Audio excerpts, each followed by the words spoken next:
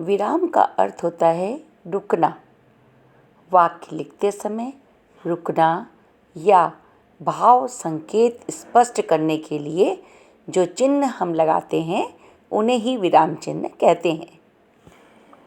इस अनुच्छेद के द्वारा विराम चिन्हों को समझते हैं। ईसा से लगभग 1200 वर्ष पूर्व यूनान के ओलंपिक नामक स्थान पर ओलंपिक खेलों का आयोजन किया गया। यहाँ पर पहले वाक्य माने इस वाक्य में समाप्ति पर एक सीधी रेखा है, उसे क्या कहते हैं? पूर्ण विराम। पूर्ण विराम का अर्थ होता है पूरी तरह रुकना। और एक और चिन्ह का प्रयोग यहाँ पर हुआ है। देखिए, ओलंपिक शब्द के दोनों तरफ भी कुछ चिन्ह लगा हुआ है। इसे इकहरा उद्धरण चिन्ह कहते हैं।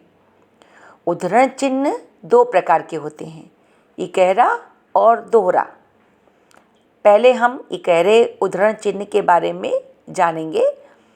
ये चिन्ह किसी का उपनाम या किसी रचना का नाम लिखते समय प्रयोग किए जाते हैं। अब दूसरे वाक्य को देखते हैं। दूसरा वाक्य है, इस खेल के जन्मदाता हरक्यूलिस थे। इसमें भी वाक्य के अंत में पूर्ण विराम का प्रयोग हुआ है। तो अब आपको पूर्ण विराम अच्छे से समझ में आ गया होगा। इसमें हरक्यूलिस शब्द जो आया है, इसमें भी इकहरे उद्धरण चिन्ह का प्रयोग किया गया है। जिस प्रकार अभी आपने पहले वाक्य में देखा कि ओलंपिक में लगा हुआ था और अब यहाँ पर हरक्यूलिस में लगा है, तो इसे इकहरा उद्धरण चिन्ह कहते हैं। तो अब अभी तक आपने दो चिन्हों के बारे में समझा। पहला पूर्ण विराम, दूसरा इकहरा उद्धरण चिन्ह। अब तीसरे वाक्य पर आते हैं।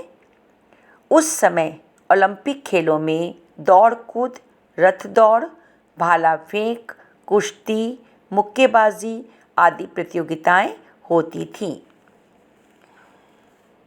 इस वाक्य में कुछ खेलों के नाम बताए गए हैं और हर नाम के बाद नीचे एक चिन्ह लगाया गया है। इसे क्या कहते हैं जानते हैं आप लोग? इसे अल्प विराम कहते हैं। अल्प विराम का अर्थ होता है थोड़ा रुकना। अल्प का अर्थ होता है थोड़ा और विराम का अर्थ होता है रुकना। तो थोड़ा रुकना अल्प विराम का अर्थ होता है। और दौड़ कूद भी एक शब्द आया है, इसके बीच में भी देखिए कोई एक चिन्ह लगा हुआ है। क्या आप इस चिन्ह को पहचानते हैं?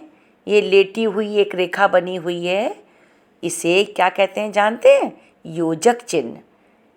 योजक चिन्ह का प्रयोग हम दो शब्दों को जोड़ने के लिए करते हैं। तो इस प्रकार आज आपने कौन कौन से विराम चिन्ह सीखे? पूर्ण विराम, अल्प विराम, योजक चिन्ह और इकहरा उद्धरण चिन्ह। तो बच्चों, आज आपने जितने भी विराम चिन्ह सीखे हैं, 4 सीखे हैं, पूर्ण विराम, अल्प विराम, उद्धरण चिन्ह और योजक चिन्ह। इन चारों चिन्हों का आप अभ्यास करेंगे।